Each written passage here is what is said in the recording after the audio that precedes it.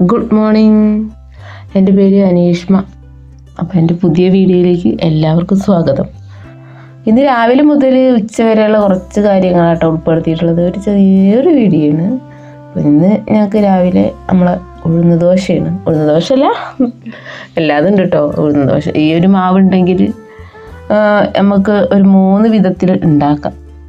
അപ്പോൾ അങ്ങനെ ആ ഒരു സംഭവമാണ് ഉണ്ടാക്കുന്നത്.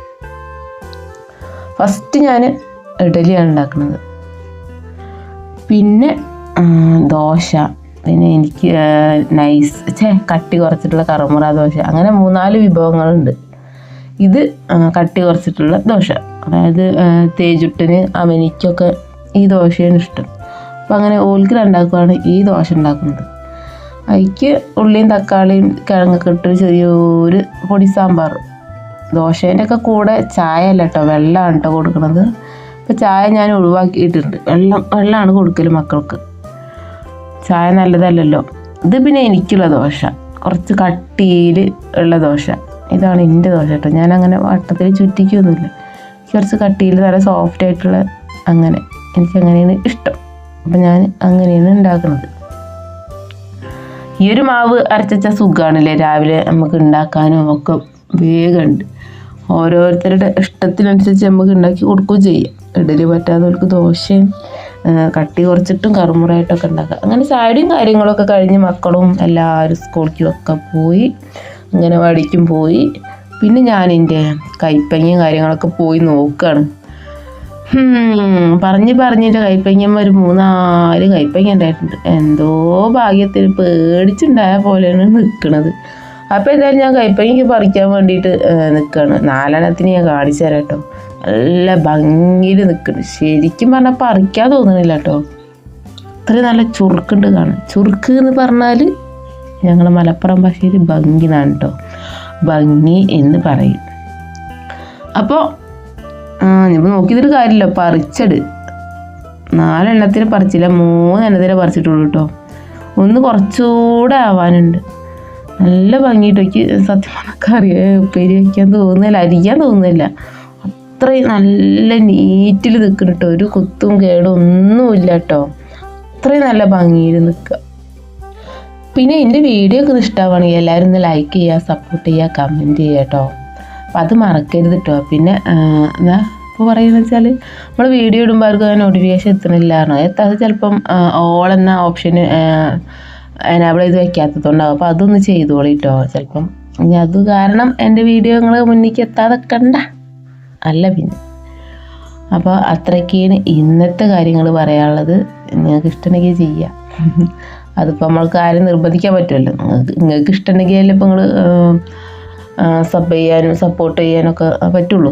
അപ്പം അങ്ങനെ നമ്മൾ കുറേ പച്ചക്കറിയും കാര്യങ്ങളൊക്കെ അരിഞ്ഞതിൻ്റെ വേസ്റ്റും കാര്യങ്ങളൊക്കെ കൊണ്ട് വേസ്റ്റ് സൂക്ഷിക്കുന്ന ഒരു പരിപാടിയുണ്ട്. അപ്പോൾ ആ കുന്തൊക്കെ കൊണ്ട് ഞാൻ വേഗം നമ്മളെ കുടത്തേക്ക് പോട്ടോ. ഈ കുടം പൊട്ടി, ഞാൻ പുതിയൊരു കുടം മേടിച്ചു. അങ്ങനെ പൊട്ടിയ പാടെ ഞാൻ വേഗം അതിൽ നമ്മളെ പച്ചക്കറി വേസ്റ്റും ഇലയും ചപ്പും മുറ്റൊക്കെ അടിച്ചതിൻ്റെ ചമ്മലും കാര്യങ്ങളൊക്കെ നിറക്കി കിട്ടും. ഞാൻ അതിക്ക് ഇതിലെന്തെങ്കിലുമൊക്കെ കുഴിച്ചിടാലോ, ഒന്നും വേസ്റ്റ് ആക്കില്ല. അപ്പോൾ പച്ചക്കറി വേസ്റ്റ് ഒന്നും കിട്ടണമെങ്കിൽ അവരൊന്നും കളയണ്ട. അതൊക്കെ ഇങ്ങനെ എന്തെങ്കിലും പൊട്ടപാത്രമൊക്കെ ഉണ്ടാവില്ല, അതിലൊക്കെ നിറച്ച് വയ്ക്കുക. നമ്മൾ അടിച്ചു വരുന്ന ചമ്മലും കാര്യങ്ങളൊക്കെ ഇട്ടാൽ മതി.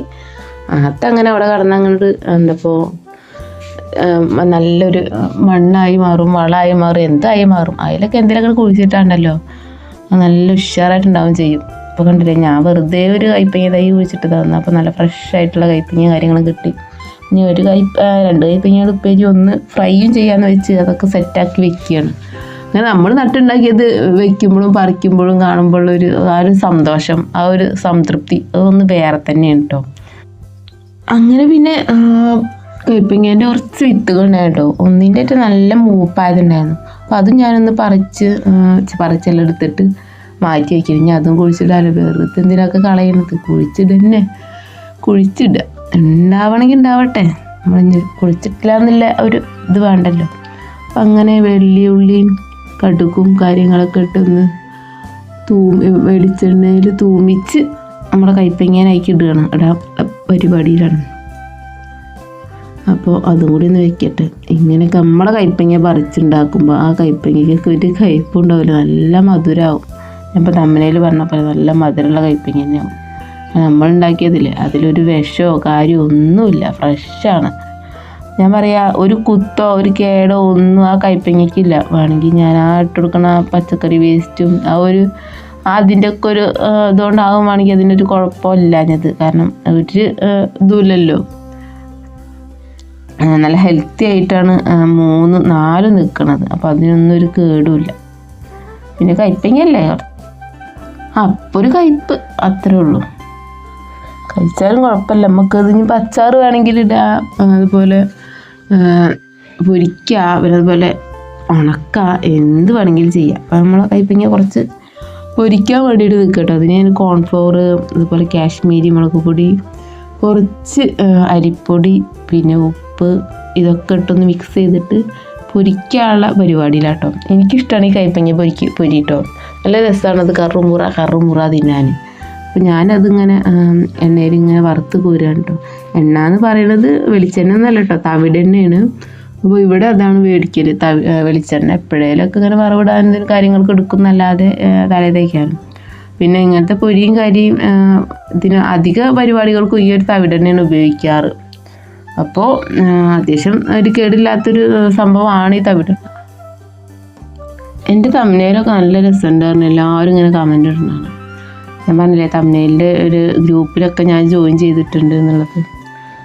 അപ്പോൾ നമുക്ക് അങ്ങനെ ആകുമ്പോൾ നമുക്ക് നല്ല ഭംഗിയിൽ ഇങ്ങനെയൊക്കെ എന്തൊക്കെ എഴുതണം എന്നുള്ള കാര്യങ്ങളൊക്കെ നമുക്ക് മനസ്സിലാക്കാൻ കഴിയും. അപ്പോൾ അതിൻ്റെ കുറേ വീഡിയോസും കാര്യങ്ങളൊക്കെ നമുക്ക് കിട്ടും.